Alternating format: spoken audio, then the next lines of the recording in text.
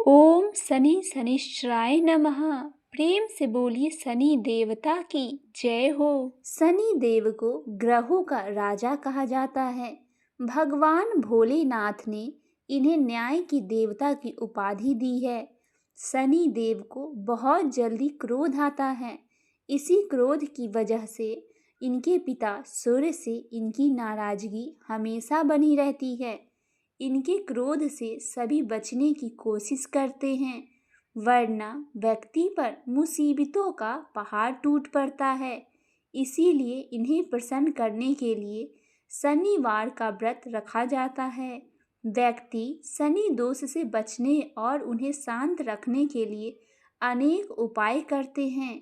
शनि कृपा से व्यक्ति को सुख, वैभव की प्राप्ति होती है। जो लोग शनिवार का व्रत करते हैं और उनकी पूजा का कथा सुनते हैं, उन पे शनि देव की कृपा दृष्टि हमेशा बनी रहती है और उनसे शनि देव प्रसन्न रहते हैं। आइए सुनते हैं शनि देव या शनिवार व्रत की पौराणिक कथाएं। प्राचीन काल की बात है। एक गांव में एक ब्राह्मण देवता अपनी पत्नी और बच्चों के साथ रहता था। वे धर्म कर्म में विश्वास रखते थे और सदैव पूजा पाठ करते थे।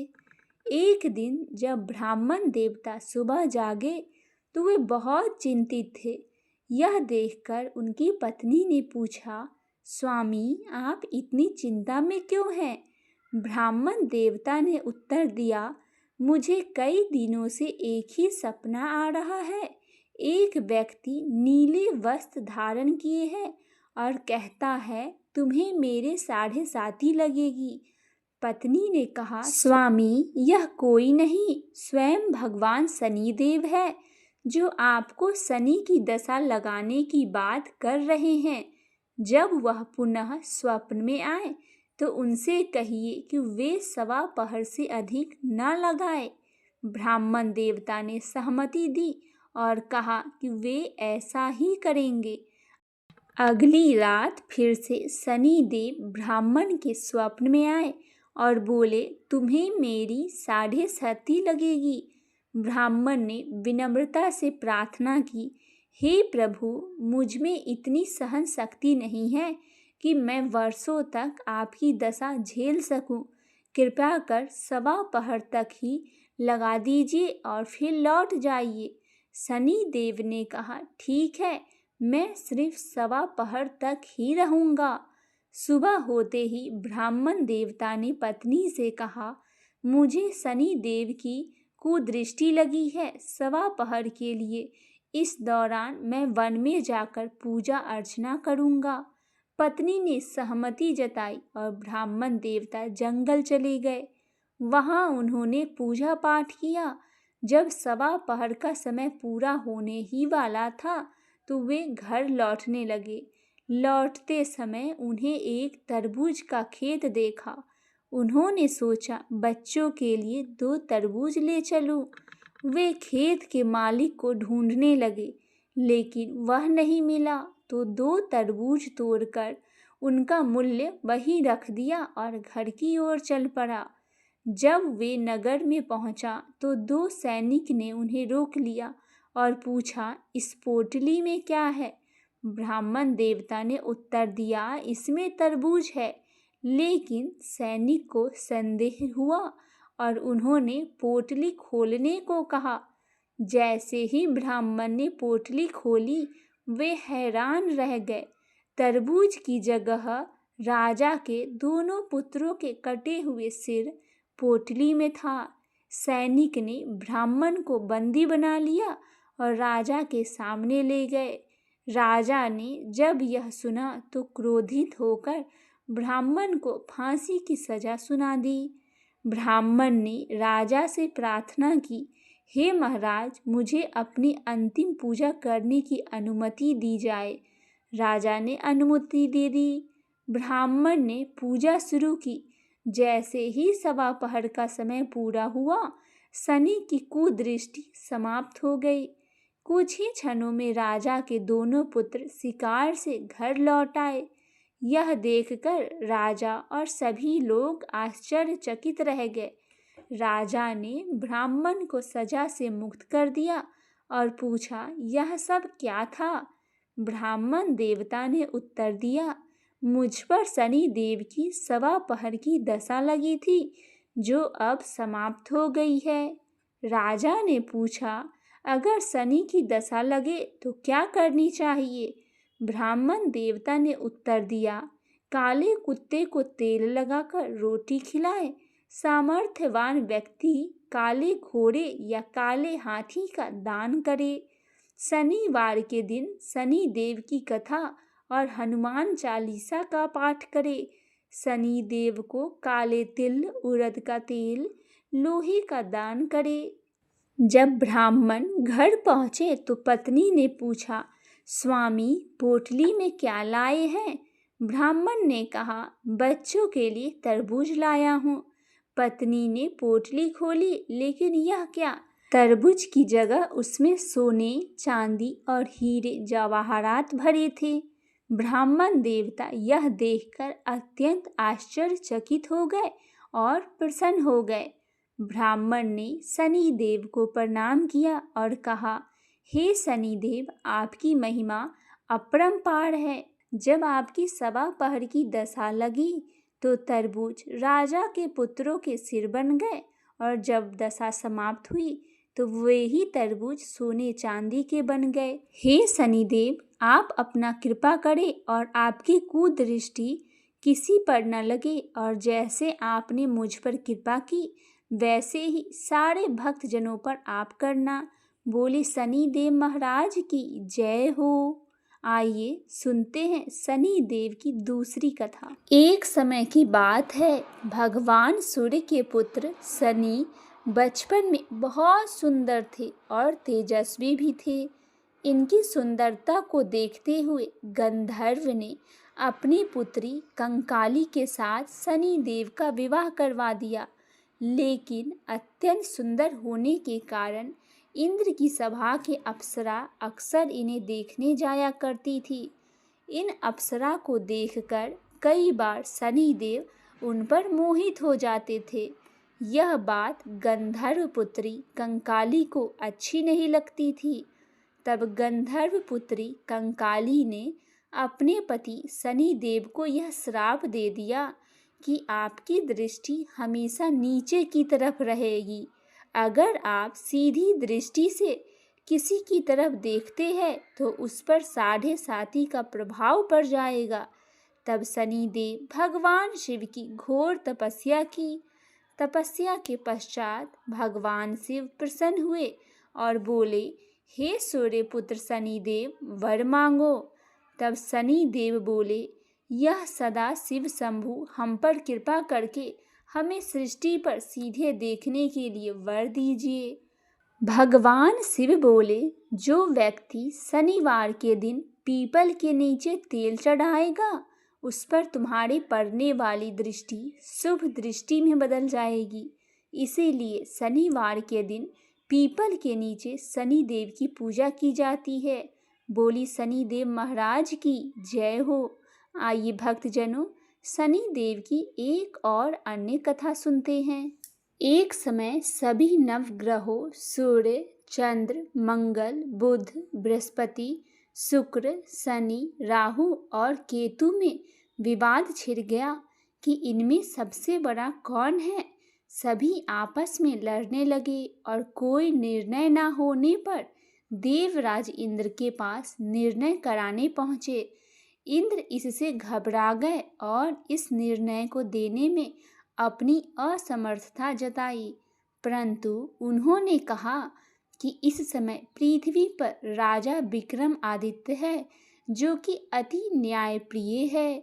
वे ही इसका निर्णय कर सकते हैं।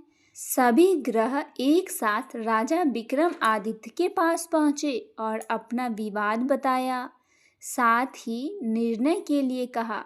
राजा इस समस्या से अति चिंतित हो उठे थे, क्योंकि वे जानते थे कि जिस किसी को भी छोटा बताया गया वह कुपित हो उठेगा। तब राजा को एक उपाय सूझा। उन्होंने स्वर्ण, रजत, कांस्य, पीतल, सीसा, रांगा, जस्ता अभ्रक और लोहे से 9 सिंहासन बनवाए और उन्हें इसी कर्म से रख दिए।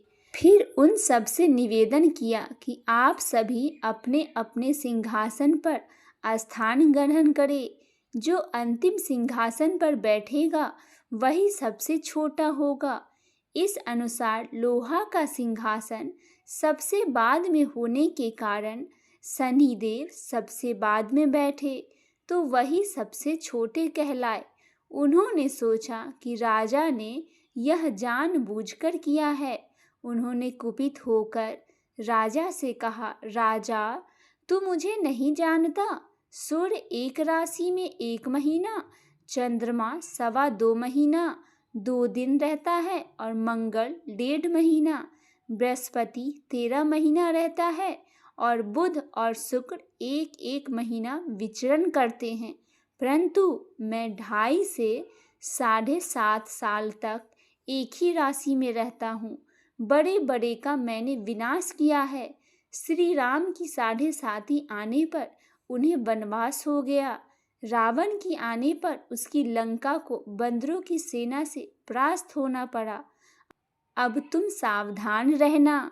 ऐसा कहकर कुपित होते हुए शनिदेव वहां से चले गए।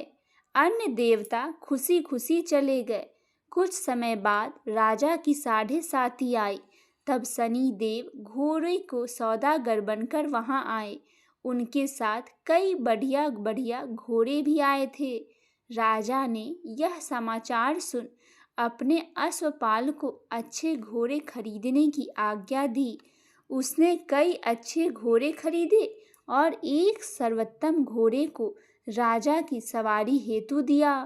राजा ज्यों ही उस पर बैठा, वह घोड़ा सरपट वन की ओर भागा। भीषण वन में पहुंचकर वह अंतर्ध्यान हो गया और राजा भूखा प्यासा भटकता रहा। तब एक ग्वाले ने उसे पानी पिलाया। राजा ने प्रसन्न होकर उसे अपनी अंगूठी दे दी। वह अंगूठी देकर राजा नगर को चल दिए और वहां अपना नाम उज्जैन निवासी बिका बताया। वहां एक सेठ की दुकान में उसने जल इत्यादि पिए और कुछ विश्राम किया। भाग्यवश उस दिन सेठ की बड़ी बिक्री हुई। सेठ उसे खाना इत्यादि कराने के लिए खुशी होकर अपने साथ घर लेकर गया। वहां राजा ने एक खूंटी पर देखा कि एक हार टंगा है जिसे खूंटी निगल रही है और थोड़ी देर में पूरा हार गायब हो गया। तब सेठ ने आने पर देखा कि हार गायब हो गया है। उसने समझा कि बीका ने ही चुराया है। उसने बीका को कोतवाल के पास पकड़वा दिया। फिर वहां के राजा ने भी उसे चोर समझकर हाथ पैर कटवा दिए। वह चौरंगिया बन गया और नगर के बाहर फेंकवा दिया गया। वहां से एक तेली निकल रहा था जिसे दया आई और उसने बीका को अपनी गाड़ी में बिठा लिया। बीका अपनी आवाज देकर बैलों को हाँकता रहा। उस समय तक राजा की शनि दशा समाप्त हो गई थी। वर्षा काल आने पर वह मल्हार गाने लगा। तब वह जिस नगर में था वहां की राजकुमारी मन भावनी को वह इतना भाया कि उसने मन ही मन प्रण कर लिया कि वह उस राग गाने वाले से ही विवाह करेगी। उसने दासी को ढूंढने भेजा। दासी ने बताया कि वह चौरंगिया है, परंतु राजकुमारी ना मानी। अगले ही दिन से उठते ही वह अनशन पर बैठ गई कि विवाह करेगी तो उसी से करेगी। उसे बहुत समझाने पर भी वह ना मानी तो राजा ने उस तेली को बुलवा भेजा और विवाह की तैयारी करने को कहा। फिर उसका विवाह राजकुमारी से हो गया।